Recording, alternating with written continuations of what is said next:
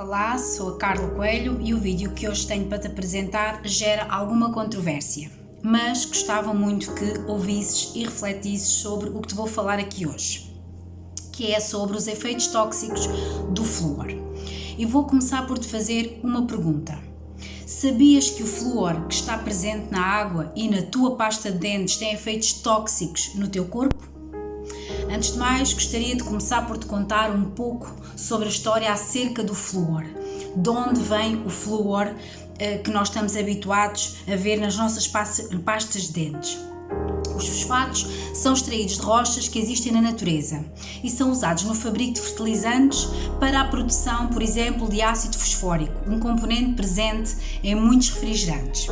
O ácido fosfórico é um líquido tóxico. Pode ser comparado mesmo ao ácido das baterias e é por isso que quem bebe demasiados refrigerantes acabará por ter a longo prazo graves consequências para a sua saúde. Mas voltemos aos fosfatos. Quando eles são extraídos das rochas, eles vêm contaminados com fluoretos. E então, para eliminar esses fluoretos, as indústrias adicionam ácido sulfúrico. E o que é que resulta daí? Vai haver uma evaporação desses fluoretos e resultam daí compostos voláteis tóxicos, como o fluoreto de hidrogênio e o tetrafluoreto de silício, que no fundo são gases.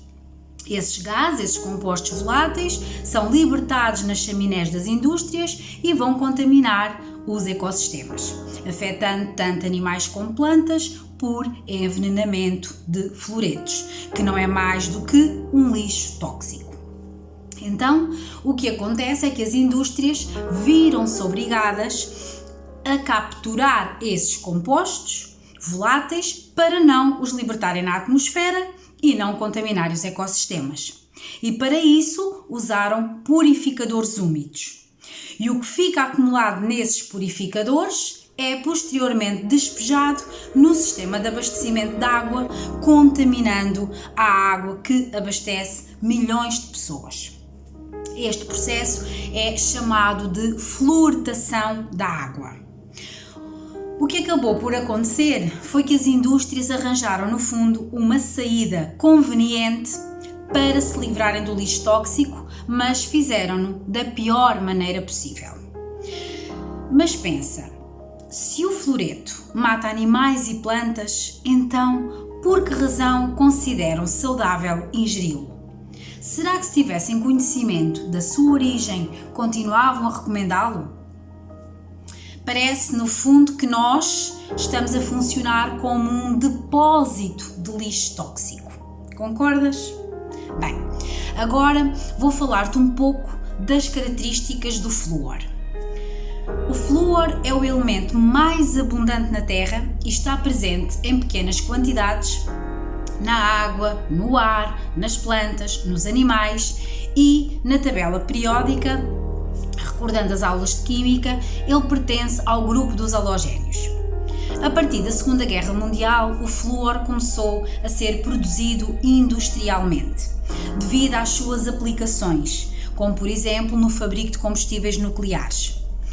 É extremamente reativo, corrosivo, e em condições normais de pressão e temperatura, normalmente o flúor apresenta-se na sua forma biatómica, com dois átomos, formando um gás de coloração amarela altamente tóxico que, quando inalado, pode causar diversas lesões nos pulmões. Na sua forma ionizada e em elevadas concentrações, quando ele entra em contacto com a pele, pode mesmo provocar graves queimaduras. O flúor também se destaca pela sua eletronegatividade. O que é que isto quer dizer? Ele é extremamente, tem uma carga negativa enorme e isso facilita a sua combinação com outros elementos. Assim, regra geral, o flúor nunca se apresenta na sua forma livre, ou seja, no seu estado puro. Ele está sempre ou normalmente associado a outros elementos com carga positiva, como o caso do cálcio, o alumínio ou o sódio. O flúor também tem elevada solubilidade em água, encontrando-se na forma de fluoreto. embora as formas combinadas mais abundantes na natureza sejam o fluoreto de cálcio, o fluoreto de sódio e o fluoreto de alumínio. Por ter uma elevada afinidade para o cálcio, nos humanos os fluoretos normalmente estão associados a tecidos calcificados ou mineralizados, como é o caso dos ossos e dos dentes. Atualmente, os fluoretos são aplicados na indústria, na produção de materiais poliméricos como o plástico, na medicina, particularmente na medicina dentária e em muitas outras áreas. Como te disse, o flúor está presente em toda a parte.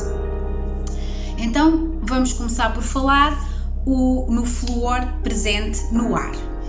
Na atmosfera existem fluoretos, que resultam, como já referi, da poluição industrial, principalmente de indústrias que fabricam fertilizantes fosfatados, mas também de resíduos resultantes da queima de carvão e até mesmo da atividade vulcânica. Assim, o ar, portanto a atmosfera, é um dos principais responsáveis pelo transporte e distribuição de fluoretos. No entanto, a quantidade de fluoretos presentes na atmosfera corresponde apenas a uma pequena fração da quantidade total de fluoretos existente. Apenas existem algumas exceções no mundo que realmente são afetadas por índices de poluição muito elevados, como o caso de Marrocos ou da China, em que estão realmente presentes na atmosfera altos níveis de fluoretos. Em relação agora à presença do flúor na água. Segundo alguns autores, a maior exposição do ser humano aos fluoretos é devida à quantidade de água que ingere diariamente. Toda a água que ingerimos contém fluoretos, em maior ou menor concentração. A própria água do mar contém fluoretos. A água do mar normalmente apresenta uma concentração de 1 mg por litro de fluoreto, enquanto que a água doce, portanto rios e lagos, já podem exibir concentrações inferiores a 0,5 mg por litro. As águas subterrâneas podem ter concentrações mais altas ou mais baixas de flúor, dependendo da natureza das rochas e da sua constituição em minerais. Existem países onde a fluoretação da água continua a ser praticada e isso representa um grave problema de saúde humana. Vários estudos demonstraram que o flúor se comporta como uma neurotoxina, já que crianças que consumiam água potável fluoretada apresentavam um coeficiente de inteligência consideravelmente mais baixo quando comparadas com outras crianças. Outros estudos também apontaram haver uma relação entre o consumo de água fluoretada e o aumento do risco de desenvolver diabetes tipo 2. Apesar de décadas de fluoretação da água, as crianças afro-americanas e mexico-americanas de níveis socioeconómicos mais baixos apresentam taxas significativamente elevadas de fluorose dentária, bem como vários problemas de saúde oral, o que mostra que realmente não é a fluoretação da água que vai mostrar-se eficaz na prevenção de cáries. Agora, em relação à presença do flúor nos alimentos e bebidas.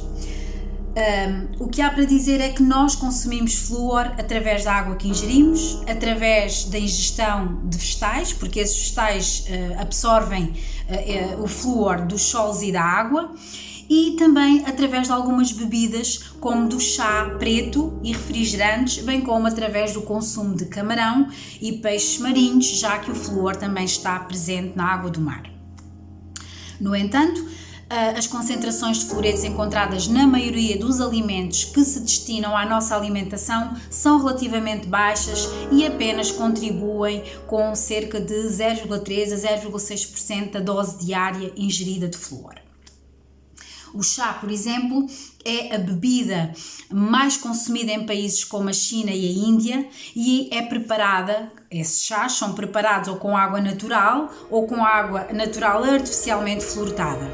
E por essa razão foram realizados estudos nessas populações com o objetivo de determinar qual era o consumo diário de flúor e estudar também os efeitos inerentes a essa ingestão excessiva de fluoretos.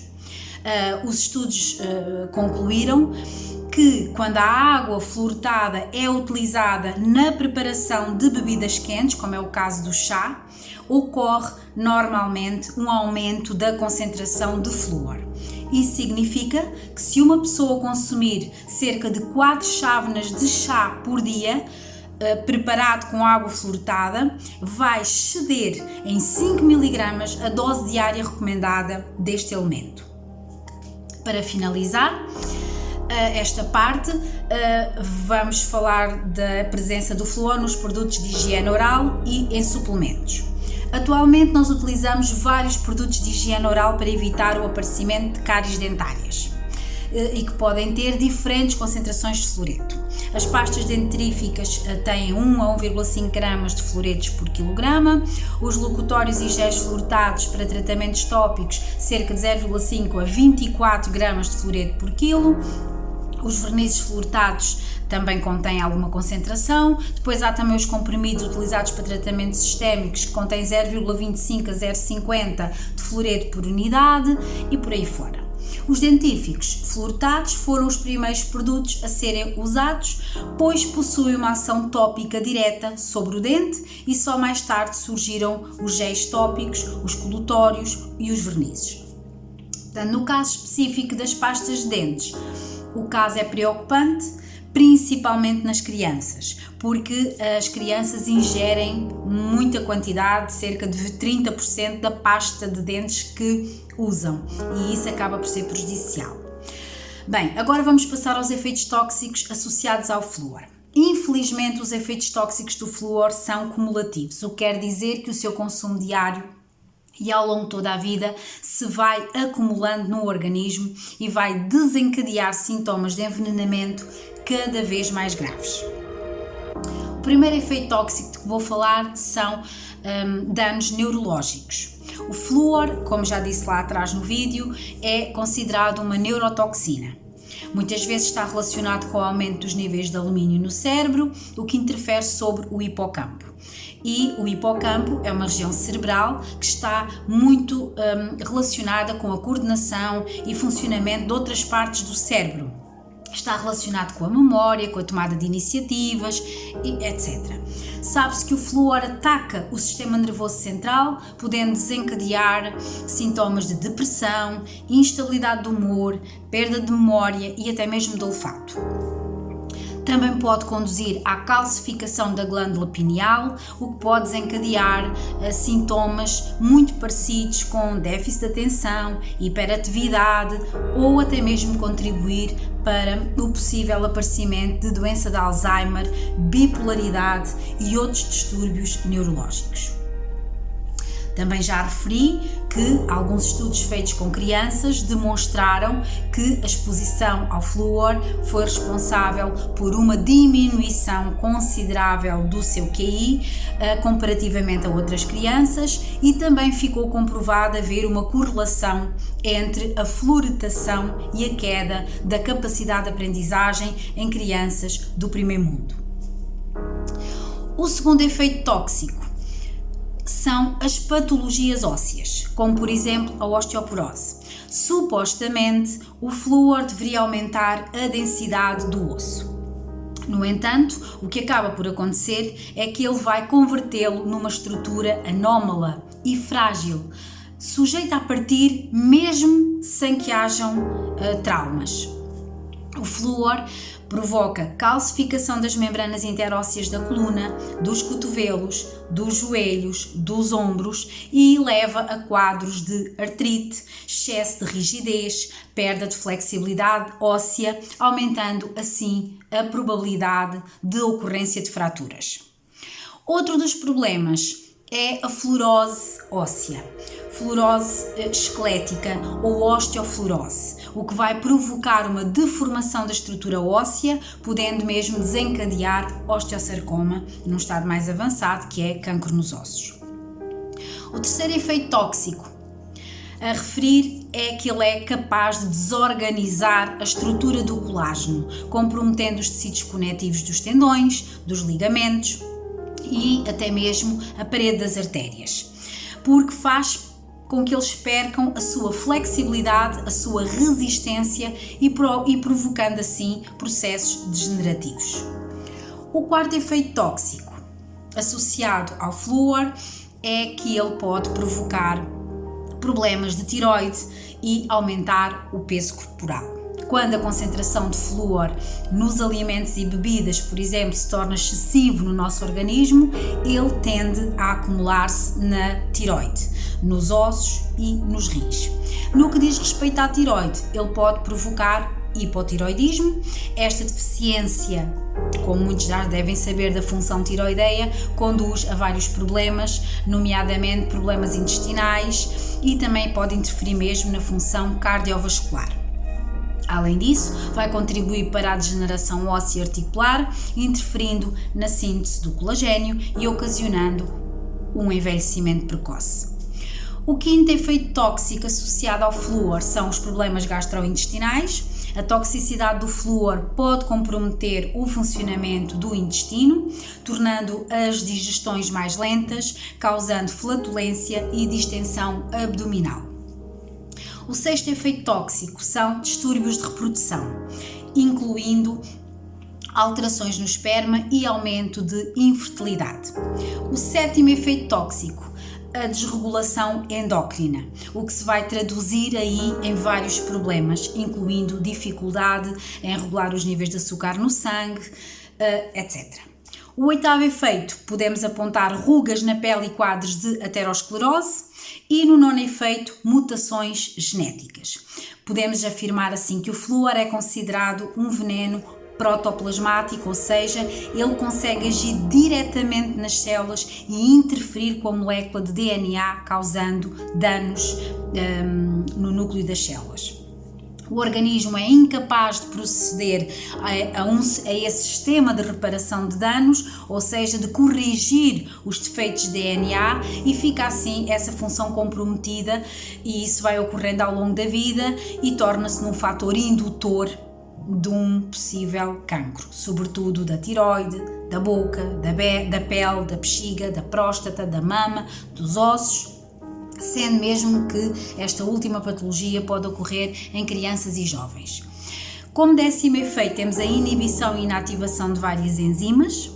E 11º efeito, o comprometimento do sistema imunitário. O flúor compromete a imunidade e vai com isso abrir a porta ao aparecimento de várias doenças autoimunes, como a artrite reumatoide, lúpus, tiroidite de Hashimoto, vitiligo, etc. 12º efeito, fluorose dental, que prova a deformação do esmalte nos dentes. Bem, depois desta descrição de todos os efeitos tóxicos do flúor, eu não poderia deixar de vos deixar sugestões para aliviar os efeitos tóxicos do flúor. E a primeira sugestão é: procurem um dentista de mente aberta, que perceba a toxicidade do flúor e do mercúrio. Outras sugestões que vos posso deixar é: bebam apenas água filtrada, porque a água da torneira, além de fluoretos, também contém cloro. Escolham pastas de dentes, existem já uma enorme diversidade delas que não contenham flúor. Evitem a todo custo os bochechos com flúor. Evitem a todo custo comer alimentos processados e deem sempre preferência, claro, a alimentos frescos, naturais e biológicos. Mais um conselho: não bebam refrigerantes ou qualquer tipo de bebida com gás, exceto a água natural gaseificada. E pronto, em modo de conclusão e para resumir um pouco tudo o que eu disse aqui neste vídeo, que já vai um pouco extenso, quero que fiquem com a ideia que realmente vários estudos comprovam que a ingestão do flúor causa mais danos à saúde do que benefícios. E por isso alguns países já não permitem a fluoretação da água, mesmo que o objetivo seja a prevenção de cáries. Quando existem problemas a nível oral, o mais importante é receber tratamentos dentários adequados e não receber flúor. Toda esta lista de efeitos que vos descrevi é extensa o suficiente para vocês começarem a pensar, a refletir, e acho que vale a pena evitar a todo custo a exposição ao flúor. Não te esqueças que se trata de lixo tóxico, que certas indústrias querem eliminar e fazem-no da pior maneira possível. O que te peço é que não ignores estas informações, pensa, reflete, toma as tuas próprias decisões e pensa que podes sempre melhorar ainda mais a tua vida.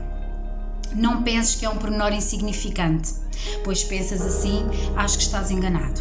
Os factos existem e não deves ignorá-los. O que deves fazer é mudar o teu comportamento e evitar a exposição a este poluente. Acredita que gestos simples podem mudar a tua vida. E para terminar, deixo uma citação, como sempre gosto de fazer, de Sêneca, que diz: apressa-te a viver bem e pensa que cada dia é por si só uma vida. Espero que tenha alertado para este problema e que pelo menos possas refletir um pouco sobre este assunto e sobre tudo aquilo que te apresentei neste vídeo.